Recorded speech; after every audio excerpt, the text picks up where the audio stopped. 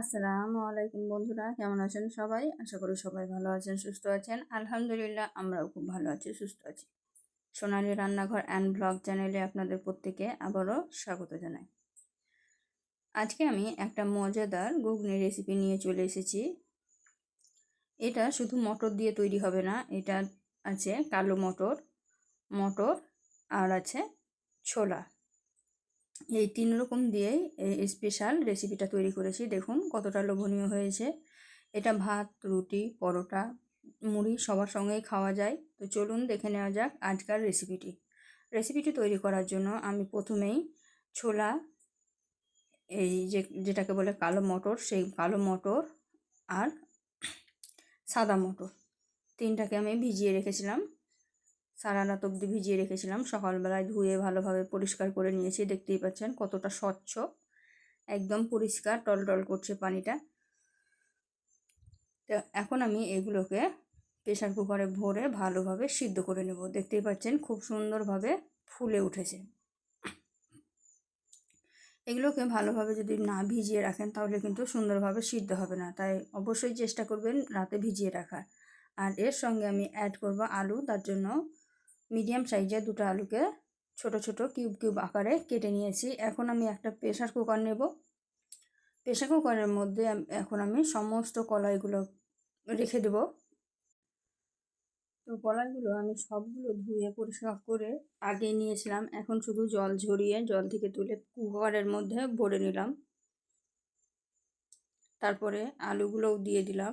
এখন আমি এখানে কালারটা সুন্দর হওয়ার জন্য দেব একটু কালার। তারপরে জল দিয়ে ঢাকনার মুখটা আটকে দিলাম। এখন আমি এটাকে সিদ্ধ করে নেব, তার জন্য চুলায় বসিয়ে দিলাম।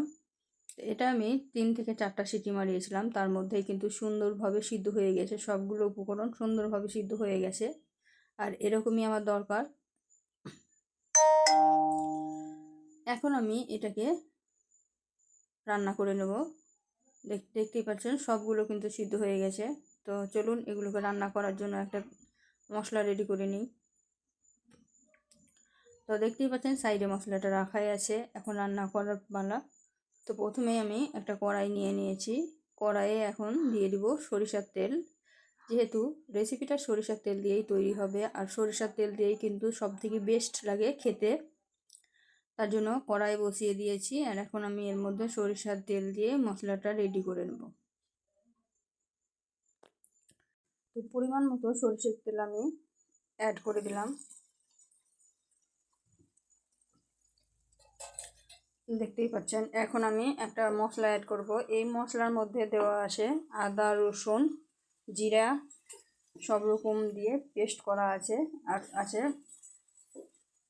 পেঁয়াজ। সব কিছু একসঙ্গে পেস্ট করে নিয়েছি। আর এর মধ্যে কিন্তু আমি তেজপাতাও দিয়ে পেস্ট করে নিয়েছি। তেজপাতা আর একটা এলাচ, আমি বেশি এলাচ ব্যবহার করি না তাই একটা এলাচ দিয়েছি। একটা এলাচ, তেজপাতা, লং, দারচিনি সব কিছু একটু একটু করে দিয়ে একটা পেস্ট তৈরি করে রেখেছিলাম, সেই পেস্টটাই আমি দিয়ে দিলাম। দিয়ে ভালোভাবে তেলের সঙ্গে নাড়াচাড়া করে মিক্সড করে নিলাম। এখন শুকনো উপকরণগুলো মিক্সড করে দিচ্ছি। দেখতেই পাচ্ছেন প্রথমে দিলাম হলুদ গুঁড়ো, লঙ্কা গুঁড়ো, আর দিয়ে দিলাম জিরা ধনিয়া পাউডার, দিয়ে আর দিয়ে দিলাম লবণ। এখন সমস্ত উপকরণকে ভালোভাবে মাখাবো।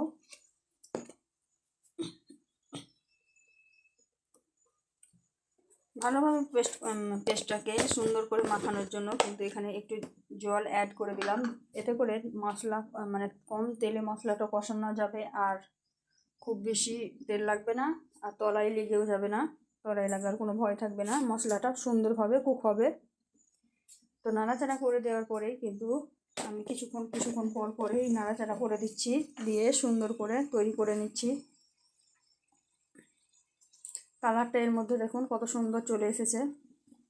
মশলাটা সুন্দরভাবে কষানো না হলে কিন্তু কলাইটা খেতে পছন্দ করবে না কেউ, কারণ খাবারের মধ্যে একটা বাজে স্মেল আসবে। তাই সবসময় মশলাটাকে সুন্দর করে কষানোর চেষ্টা করতে হবে, এতে করে কালারও সুন্দর আসবে আর কোনো রকমের স্মেল থাকবে না, তাই খেতেও খুব সুন্দর হবে।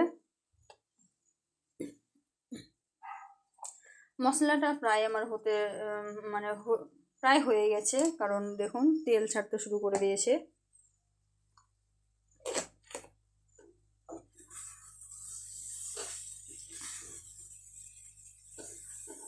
তেল ছেড়ে দিয়েছে, এখন আমি অ্যাড করে দিলাম সিদ্ধ করে রাখা কলাই।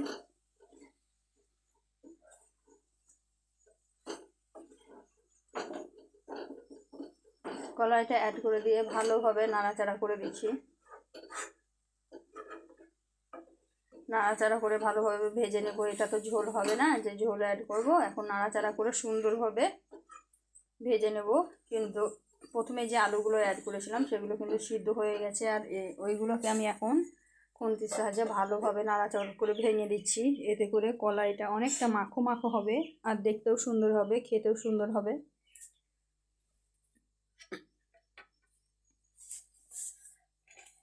আঁচটা কিন্তু আমি কমিয়ে দিয়েছি, তারপরেই কিন্তু এই কাজটা করছি, তা না হলে কিন্তু কড়াইয়ের গায়ে লেগে যাবে।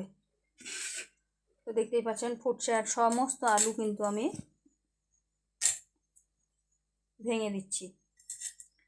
লাস্ট ফিনিশিং দেখলেই বুঝতে পারবেন যে আপনারা আলুর কোনো অবশিষ্ট চিহ্নই পাবেন না, কারণ আলুটাকে আমি ভেঙে একদম মিশিয়ে দিয়েছি। আর এভাবেই কিন্তু মিশিয়ে দিলে থিকনেসটাও খুব সুন্দর হয়, খেতেও কিন্তু খুব টেস্টি হয়। তো দেখুন আমার অলরেডি অনেক আলু ভাঙা হয়ে গেছে। এখন বাকি যেগুলো আছে সেগুলো ভেঙে দিচ্ছি, তার সঙ্গে সঙ্গে কিন্তু তলায় নাড়াচাড়া করে দিচ্ছি যাতে তলায় না লেগে যায়। দেখুন কত সুন্দর একদম থিকনেস হলো, একদম মাখো মাখো হয়েছে, না খুব বেশি ঝোল হয়েছে না খুব বেশি শুকনো হয়েছে। এইভাবে করলে কিন্তু রুটি দিয়ে, পরোটা দিয়ে, আবার মুড়ি দিয়েও খাওয়া যায়, খুব সুন্দর লাগে খেতে।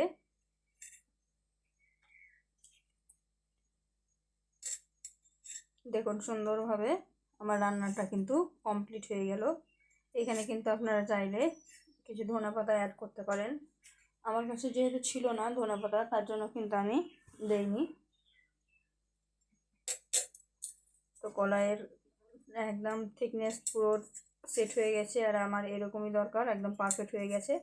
এখন কিন্তু কলাইগুলো আমি নামিয়ে নেব, গ্যাসের আঁচটা বন্ধ করে দিয়ে নামিয়ে নেব।